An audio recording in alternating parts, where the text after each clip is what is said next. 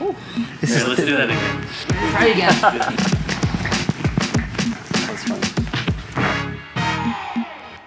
If you were a color, what color would you be? Great question. Probably black. And you can hide in shadows and stuff, I guess. Be sneaky. I don't know. I don't know. Is that a bad thing to say? Be sneaky? What's a myth you'd like to debunk? I hear a lot of times like you're too small to wrestle or like too tall, too big. I think that wrestling's just a sport for anybody. So if you want to wrestle, anyone can do it. And that's the end all be all. What was one pivotal moment in your career that changed your outlook on the sport? I think for me, it was watching how different athletes trained and were still successful. I always thought you just had to like work so hard, almost like you puke every single day to be successful. And then I've talked to guys like Kyle Snyder and stuff who say that, like they do what makes them feel the best. And I think that kind of helped change my mindset because it's just what makes you feel good, what makes you feel confident in yourself. And if you're doing that, then you'll probably win. Oh, God. What an awful question. You guys are horrible for this. In their prime, who would win, Dan Gable or Tom Brands? Oh, either way, I'm going to get in trouble for if I answer. Believe it or not, they're the same weight class. People don't know that. Oh, tough question. Which rules? Dan Gable rules or Tom Brands rules? I don't know. I'm going to go with Tom. I think Tom Brands would have won if they wrestled in their prime. I do think that wrestling evolves. And I think that there's a big difference between 1972 and 1996. So that's why. Sorry, Coach Gable, don't hate me. What would be the title of your autobiography? I was going to say something really morbid, but I was going to be like how to fail properly or something, you know. But I would probably say maybe something like What's Next would probably be what I would, if you want me to be realistic. Because that's just how I was raised. Like, even if you fail, like, what's next? If you win, what's next? I think that's what I would probably title it. Have you ever been starstruck? No. I don't really get like that. You know, I don't know if it's ego or if it was, like, confidence growing up, but I never really cared about people who were famous, who were, like, good. Even when I was at the Olympics, like, meeting, like, LeBron James or, like, Steph Curry. Like, I met Snoop Dogg. Like, he dabbed me up. That was kind of cool, I guess. But, like, I wasn't like, oh, my God, Snoop Dogg. I was like, hey, it's Snoop Dogg. Sick, you know? But if I were to be starstruck, it'd probably be Faker from League of Legends esports. I might be starstruck by him. He's pretty cool. If you could have one Pokemon power, what would it be? Well, that's a tough question because I think there's a lot of cool Pokemon powers. I like Darkrai's power. He's like a shadow Pokemon. You can kind of like teleport through shadows. There's a book I'm reading that's kind of like that. The main character's powers like that. I think it's just really cool. Called Shadow Slave. Great read. Aisle or window seat? Does it matter? I'm 5'3". I'm not bothering anybody. I just, what's the difference, you know? What is your favorite quote? I guess the quote that like I live by a lot was, you get what you earn. I think that always resonates with me. It's like every time you think like, you know, you could have done more, it's like, I guess you get what you earn. Like you did what you did, that's what you get for doing what you did, you know? That's a Tom Brands quote. What is your favorite wrestler? My favorite wrestler personally is probably Basik Kudakov, just because he was my weight class, the way he wrestled. He was like, what, a 5-time world champ, and then he had Olympic silver, Olympic bronze. Never could win the Olympics. Try not to be like him. I am trying to win world titles, but no more silver, no bronze. But I like the way he wrestled. He was very explosive. He was extremely athletic. He was just a winner. He always found a way to win. He was definitely my favorite wrestler. What is the most tired you've ever been in a match? Oh, jeez. I can think of at least 5 where I was like, I'm going to die. Probably Iowa State. Both times it was against Iowa State where I was that tired. I think it was my senior year. I just come off my ACL surgeries. I wasn't like supposed to wrestle the match, really. But then we were losing. So like I had to wrestle. And I remember like I was up 12-0, I think. And I think the final score was like 13-5 maybe. Such a blur. I was so tired. I remember they're trying to walk me up the stairs to go back to the room, and I was just like falling over myself. It was almost like it looked like I was faking it. I was so tired. I legitimately thought I was going to die. My heart was like in my throat. I was like actually spitting blood. Like I actually thought I was going to die. I remember I got back up to the room by like at least halfway point. So at least 4 more matches had gone on by the time I walked up the stairs to go back. But, you know, at least I didn't lose, I guess. Question 21, celebrity crush. I do not have a celebrity crush. I don't really believe in that. I mean, sure, there are attractive celebrities, but if I had to choose, Ryan Reynolds, of course, come on.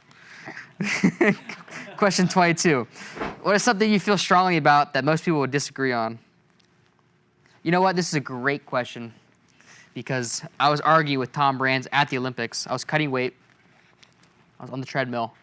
And he was asking me a question. I go, and he said, do you think Mayan Lopez could win a gold medal in freestyle? Because he's a 5-time Olympic champion Greco.